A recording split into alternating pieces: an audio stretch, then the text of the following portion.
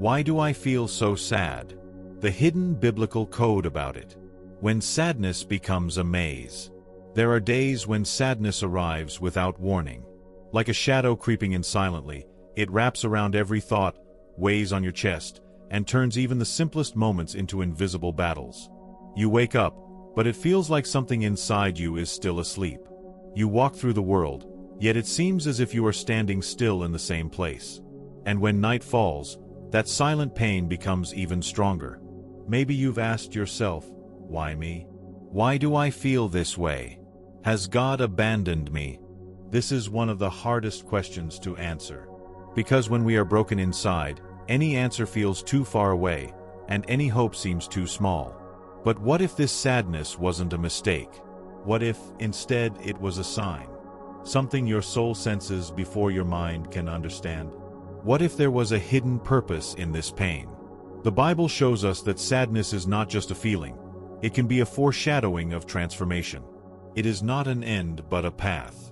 Those who have gone through it, those who have faced the deepest anguish, are the same ones who witnessed the greatest manifestations of God. Sadness as an invisible sign. What does the Bible reveal? What you are feeling right now is not new to God. The emptiness, the anguish, the heaviness in your chest that seems to have no explanation. All of this has been felt by men and women before you. And always before a great change. David, a warrior, a king, a man after God's own heart, yet he drowned in sadness at times. Why, my soul, are you downcast? Why so disturbed within me? Psalm 42 verse 5. He didn't understand why he felt that way, but God did. Elijah, the prophet who called fire down from heaven, felt such deep exhaustion that he asked to die. He hid in a cave, defeated, too weary to go on. But it was there, in absolute silence, that God called him back to life. Jeremiah was known as the weeping prophet, not because he was weak, but because he carried an invisible sorrow. He felt the sadness of something that had not yet happened, as if his soul was one step ahead of reality. Job lost everything, his family, his home, his health. He felt forgotten, crushed by a sadness that consumed him entirely. But in the end, God revealed to Job something that no one before him had ever seen. Even Jesus, in Gethsemane, he felt sorrow to the point of sweating blood. A despair so deep that words could not express it. But he knew, sadness precedes transformation. What if the sadness you feel is exactly that? Not the end, but a calling? Not a punishment, but a warning? Maybe this pain is trying to show you something you haven't yet seen. Maybe God is trying to get your attention for something greater than your own understanding. The sadness that transforms. The hidden purpose in pain. Sadness never comes without a reason. Even if it seems meaningless now, it may be shaping you for something that will require a stronger version of who you are.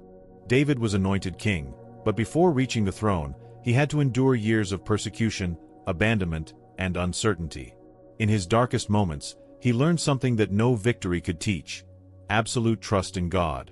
Joseph, the young man who had grand dreams, was betrayed by his own brothers, sold into slavery, and unjustly imprisoned.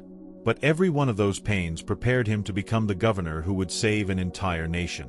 Paul, who spread the gospel across the world, said something surprising: "When I am weak, then I am strong." 2 Corinthians 12 verse 10. He understood that pain can be the tool God uses to shape us.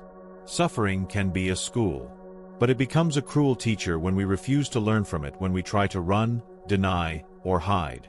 That is why the most important question is not, why am I suffering? But rather, what does God want to teach me through this pain? Sadness can consume you or transform you. The choice is in your hands. If you allow God to use this pain, something new can be born within you. And that is when change happens. How to escape the darkness. Turning pain into strength. Sadness can feel like a never-ending tunnel. But there is a way out. The difference between those who rise and those who remain lost is not the amount of pain they feel, it's what they do with it. David, in his worst moment, did something that changed everything. He spoke to his own soul. "Why, my soul, are you downcast? Why so disturbed within me?" Put your hope in God. He took control over his own sadness. He chose to believe, even when everything seemed meaningless. The first step to getting out of this darkness is understanding that you are not alone. Elijah thought he was. Jeremiah thought he was. Job too. But God never abandoned them. Loneliness is the greatest lie that pain tells. The second step is realizing that this sadness is not your identity. Joseph did not remain trapped in his pain. He used every loss, every tear, as stepping stones toward the purpose God had for him. The third step: surrender this pain to God. Many hold on to their sadness as if it's the last thing they have left. But Jesus said, "Come to me, all you who are weary and burdened, and I will give you rest." Matthew 11 verse 28. This is not a figurative invitation. It is a real promise. Maybe right now, you don't see a way out. But darkness is never the end. Pain can be the soil where God plants something new. What will you do with this pain? The answer to that question can change your life. Turning sadness into a new beginning. Sadness can feel like an endless maze, a crushing weight that no one else can see. But behind this feeling, there may be something far greater than you can imagine. It's not just about suffering or carrying a burden. It's a silent calling, an opportunity to see life from a new perspective.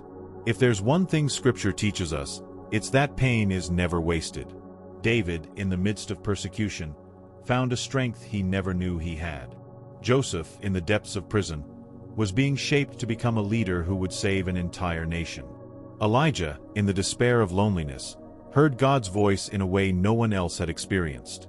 And Jesus, in his greatest moment of sorrow in Gethsemane, transformed his pain into the path for the redemption of all humanity. Perhaps the pain you feel now is trying to show you that there is more beyond what your eyes can see. That there is something deep within you, waiting to be revealed. Sadness was never the end. As always preceded transformation. So, what will you do with this pain? You can continue carrying this weight alone, or you can choose to place it in the hands of the one who has the power to turn suffering into purpose.